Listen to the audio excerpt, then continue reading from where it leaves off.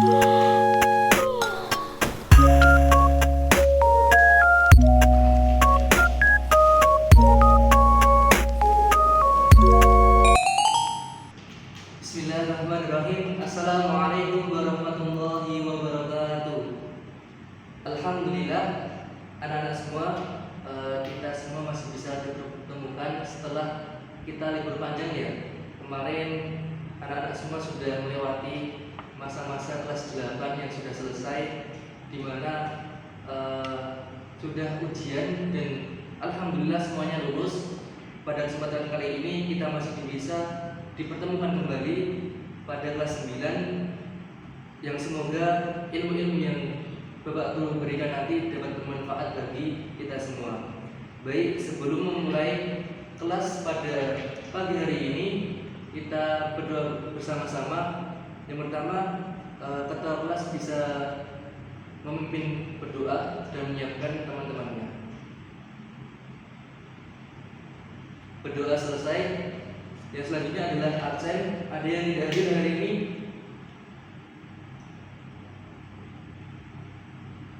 Oh, Noval tidak hadir. Baik. Ada lagi?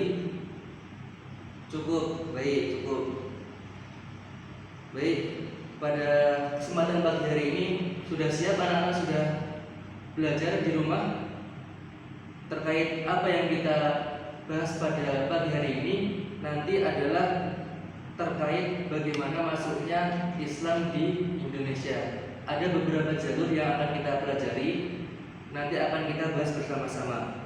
Untuk minggu kemarin ataupun di kelas 8 kemarin kita telah selesai mengenai bagaimana sejarah kebudayaan Islam, yakni masa Bani Salahuddin Al-Ayyubi. Dan sekarang kita akan masuk mengenai bagaimana jalur-jalur masuknya Islam di Indonesia.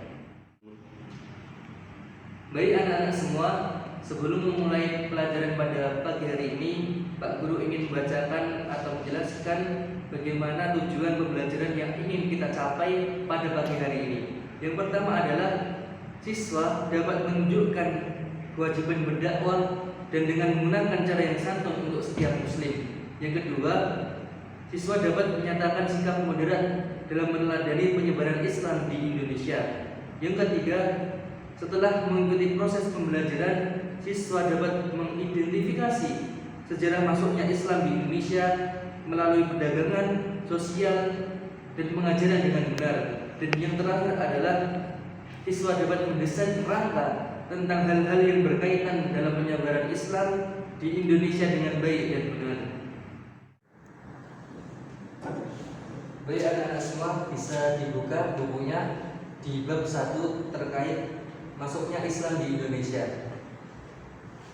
Di sini bisa kita lihat peta konsepnya. Yang pertama bisa kita cermati bersama-sama. Yang pertama kita fokus pada masuknya Islam di Nusantara. Secara umum agama Islam masuk ke Indonesia melalui beberapa jalur utama, sebagaimana akan diuraikan berikut ini. Yang pertama adalah jalur perdagangan. Nah, kenapa jalur perdagangan? Sejak abad ke-7 sampai abad ke-16 Masehi, pedagang muslim dari Arab, Persia maupun India datang ke Indonesia yang telah ikut ambil bagian dalam kegiatan perdagangan. Jadi pedagang muslim yang berdagang ke Indonesia makin lama itu makin pesat atau makin banyak. Nah, mereka membentuk pemukiman, dan pemukiman itu dinamai atau disebut sebagai pekojan namanya. Nah, pekojan inilah yang tempat mereka berinteraksi dan berasimilasi dengan warga lokal sembari menyebarkan agama Islam. Lalu yang kedua, jalurnya adalah jalur perkawinan. Saudagar muslim yang masuk ke Indonesia banyak yang menikah dengan warga lokal. Sebelum perkawinan berlangsung, para wanita pribumi yang belum beragama Islam ini diminta mengucapkan syahadat dengan tanda menerima Islam sebagai agamanya. Melalui proses interaksi seperti inilah penduduk pribumi lambat laun mengenal nilai-nilai Islam. Jadi orang-orang Islam yang datang ke Indonesia menikah dengan warga lokal, sehingga apa? Sehingga warga lokal juga ketika ingin menikah, mereka juga diberi janji ataupun diberi ikatan, yakni ikatan Islam. Mereka disuruh bersyahadat terlebih dahulu untuk bisa menikah dengan orang-orang Muslim yang datang ke Indonesia. Yang ketiga adalah jalur pendidikan. Penyebaran agama Islam melalui pendidikan dilakukan setelah terbentuknya masyarakat Muslim pribumi. Pendidikan diselenggarakan oleh guru agama seperti kiai yang mereka memberikan pendidikan berawal dari rumah-rumah, lalu dibangunnya masjid yang di situ tempat untuk bisa mengajarkan kebaikan ataupun mengajarkan Islam. Yang setelah itu mereka mendirikan madrasah ataupun pondok pesantren untuk apa? Untuk mendidik generasi-generasi yang muda yang tertarik dengan peran santri. Jadi pesantren ini terbuka bagi siapapun dan daerah lain. Semakin terkenalnya sebuah kiai dalam mengajar di pondok pesantren itu, maka semakin pula besar pengaruh pesantren tersebut di tengah masyarakat. Setelah selesai mengikuti pendidikan, mereka kembali ke kampung halaman masing-masing. Ada pula yang pergi ke tempat-tempat lain untuk apa? Untuk menyebarkan Islam di daerah mereka masing-masing ataupun daerah yang lain, untuk memperluas pengaruh Islam di berbagai penjuru Indonesia.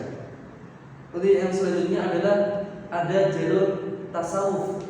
Apa itu jalur tasawuf? Cara penyebaran Islam yang lain adalah melalui tasawuf. Tasawuf adalah salah satu doktrin atau ajaran Islam untuk mendekatkan diri kepada Allah Subhanahu wa taala. Ajaran ini memudahkan orang yang mempunyai dasar ketuhanan lain untuk mengerti dan menerima ajaran Islam.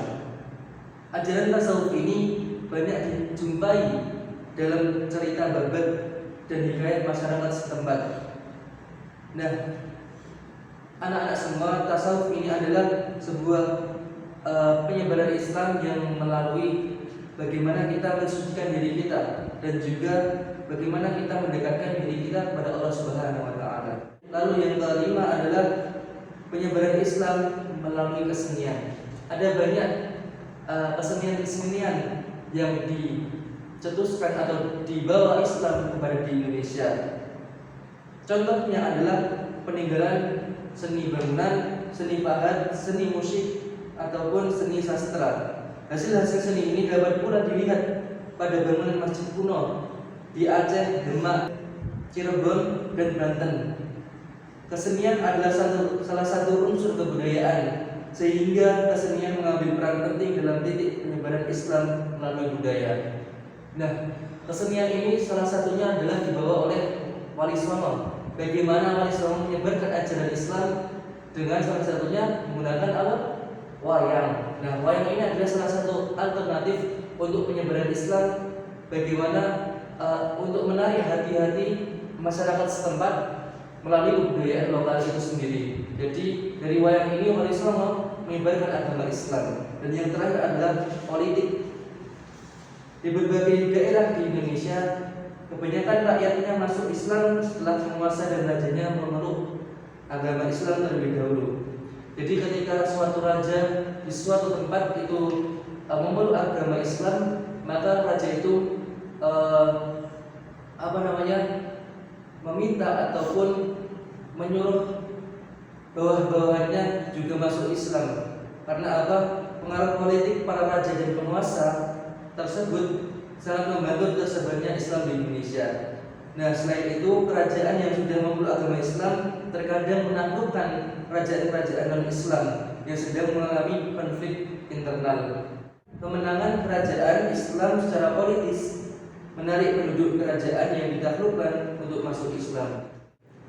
Jadi itu adalah beberapa jalur bagaimana Islam masuk di Indonesia. Yang pertama tadi apa? Ada jalur, oke betul, jalur perdagangan. Yang kedua jalur perkawinan. Yang ketiga jalur pendidikan. Yang keempat jalur tasawuf. Yang kelima jalur kesenian. Dan keenam politik. Jadi ada 6 jalur yang perlu kita ketahui, dan ini adalah jalur-jalur masuknya Islam di Indonesia. Baik, untuk yang selanjutnya Pak Guru memberikan kertas kosong. Ini nanti satu buat berdua. Silahkan bisa diberikan atau digambarkan mengenai hal-hal yang berkaitan mengenai proses masuknya Islam ke Nusantara. Yang pertama tadi ada perdagangan, perkawinan, pendidikan, seni budaya, lalu ada tasawuf dan politik. Silahkan bisa dinamai ya.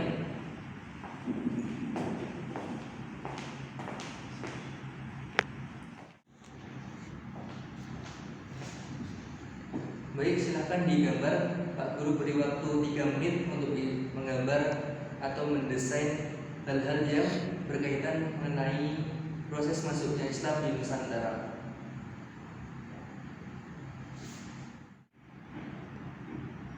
Baik, waktu habis, silahkan bisa dikumpulkan satu persatu.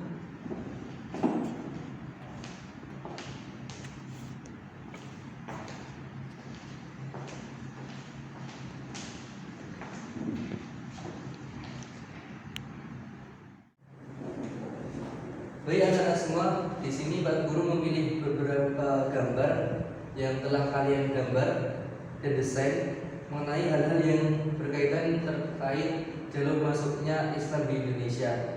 Yang pertama bisa kita lihat gambar dari Mas Wakarino. Nah, di sini ada yang tahu gambar apa? Oh iya, orang menikah, betul. Nah, di sini orang menikah. Kira-kira orang menikah ini termasuk jalur apa anak-anak semua? Ada yang tahu? Ya betul, jalur perkawinan. Nah, bisa dijelaskan Mas Andi terkait jalur perkawinan? Baik, terima kasih Mas Andi. Untuk yang selanjutnya bisa kita lihat gambar selanjutnya dari Mas Rizky Fajri. Ada yang tahu ini gambar apa? Oke, guru sedang mengajarkan kepada murid-muridnya. Nah, di sini ada yang tahu? Di sini termasuk jalur apa? Jalur pendidikan. Nah, pendidikan ini yang pertama melalui beberapa tahap. Yang pertama adalah rumah-rumah, yang kedua melalui masjid, lalu yang ketiga adalah didirikannya pesantren ataupun madrasah, yang dimana di situ tempat berkumpulnya santri-santri dan untuk mengajarkan agama Islam oleh para kiai. Lalu yang ketiga dari gambarnya Mas Andi Setiawan, ada yang tahu teman-teman semua? Gambar wayang. Nah, gambar wayang ini termasuk jalur dari seni budaya. Nah, seni budaya ini contohnya adalah wayang ini, yang dimana para wali songo tadi menyebarkan agama Islam melalui wayang atau kesenian-kesenian daerah masing-masing. Dan yang terakhir di sini ada gambar Mas Huda. Ada yang tahu ini gambar apa? Nah betul, gambar sedang berdagang ya, dan penjual dan membeli. Nah di sini termasuk jalur perdagangan, di mana orang-orang Islam yang masuk ke Indonesia menyebarkan agama Islam melalui perdagangan, yang tadi sudah kita bahas bersama-sama. Ada sekumpulan orang yang berdagang dan juga di situ tempatnya adalah tempat menyebarkan Islam. Baik, kita simpulkan bersama-sama bahwasanya ada 6 jalur masuknya Islam di Indonesia. Yang pertama ada jalur perdagangan, yang kedua ada jalur perkawinan, yang ketiga ada jalur pendidikan, yang keempat ada jalur seni budaya, yang kelima tasawuf, dan yang keenam adalah politik. Jadi dapat kita pelajari dan bisa kita sampaikan kepada orang lain. Jadi ada 6 jalur masuknya Islam di Indonesia ini untuk bisa menambah wawasan kita mengenai sejarah kebudayaan di Indonesia. Baik anak-anak semua, jadi itu pembelajaran pada pagi hari ini. Harapannya dapat menambah wawasan kita dan juga pengetahuan kita mengenai sejarah kebudayaan Islam di Indonesia. Untuk pertemuan kita yang selanjutnya adalah teori masuknya Islam di Nusantara. Ada 4 teori yang dimana ada teori Mekah, Persia, Gujarat, dan lain sebagainya. Di situ akan kita bahas pada pertemuan yang akan datang. Untuk menutup pertemuan kita pada pagi hari ini, marilah kita baca hamdalah bersama-sama. Alhamdulillahirabbil alamin. Istighfar 3 kali. Astagfirullahaladzim, astagfirullahaladzim, astagfirullahaladzim. Aku qouli hada astagfirullahaladzim li wa lakum. Kurang lebihnya tak bermohon maaf. Saya Hanifin Al-Yasin. Jika ada salah jangan dipukuli. Wassalamualaikum warahmatullahi wabarakatuh.